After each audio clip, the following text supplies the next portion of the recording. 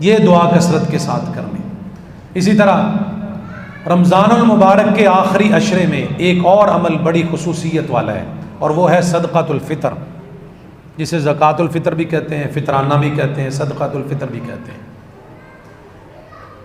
नबी अकरम सल्लल्लाहु अलैहि वसल्लम की हदीस है, आपने फरमाया, सहाबी कहते हैं, फ़रज़ रसूलुल्लाह सल्लल्लाहु अलैहि वसल्लम ज़कातुल फ़ितर, अल्लाह के रसूल सल्लल्लाहु अलैहि वसल्लम ने फ़ितराने को फ़र्ज़ करार दिया, ज़रूरी करार दिया।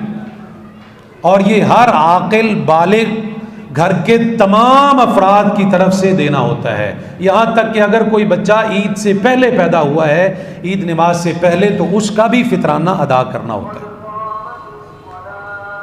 नबी अकरम सल्लल्लाहु अलैहि वसल्लम ने इसके दो मकसद बयान फरमाए। फरमाया तुहरतुल लिस्साइम मिनल लग़्वी वल फ़रस, फरमाया कि एक तो इसका फ़ायदा ये है फ़ितराने का कि जब कोई शख्स फ़ितराना अदा करता है, सदका फ़ितर दे देता है, तुहरतुल लिस्साइम, इसके रोज़ों में जो कमियाँ कोताहियाँ हुई हैं, लगवियात हुई हैं, फ़ोश गुफ्तगू हुई है, जो गलतियाँ कोताहियाँ हुई हैं, गलतियाँ हुई हैं, अल्लाह ताला फ़ितराने की बरकत से इसके रोज़ों की गलतियों को मुआफ़ कर देता है। ये बहुत बड़ी फजीलत की बात है। हमसे कितनी लग़्ज़ियाँ होती हैं रोज़े की हालत में, तो फ़ितराने के ज़रिए से अल्लाह ताला ये मुआफ़ कर देता है। और दूसरे नंबर पर फरमाया तुअमतुल लिल मसाकीन, इसके ज़रिए मस्कीनों की मदद हो जाती है, जो गुरबा हैं, फ़कीर लोग हैं, जो मतलब उनको खाना पीना अच्छी तरह से नसीब नहीं होता, ऐसे उनके वसाइल नहीं है, कोई कारोबार नहीं है, कोई ज़रिया मुआश नहीं है, अल्लाह के नबी सल्लल्लाहु अलैहि वसल्लम ने फरमाया वो ईद की खुशियों में हमारे साथ शामिल हो सकते हैं। अगर फ़ितराना लोग उनको दे देंगे तो वो हमारे साथ ईद की खुशियों में शामिल हो सकते हैं। और ये फ़ितराने की जो आखिरी हद है, मुद्दत है, वो ईद नमाज से पहले पहले। ईद नमाज के बाद अगर कोई अदा करेगा तो वो आम सदका है, वो फ़ितराना नहीं है। ईद नमाज से पहले पहले अदा करना है। हमारे यहाँ बाज़ लोग ये समझते हैं कि चाँद, ईद का चाँद नज़र आने के बाद उसको अदा करना है और नमाज ईद से पहले पहले अदा करना है। ऐसा नहीं है। रमज़ान के चाँद का कहीं जिक्र नहीं है, सिर्फ उसकी आखिरी हद जिक्र की गई है।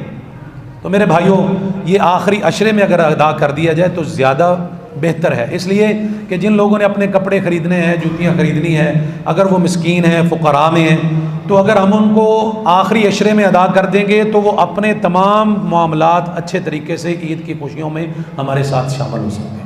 तो ये हम अपने दूसरे मकसद में पूरे के पूरे कामयाब हो सकते हैं। वो कितना अदा करना है, हदीस में उसकी मिक़दार 1 सा हिजाज़ी ज़िक्र की गई है।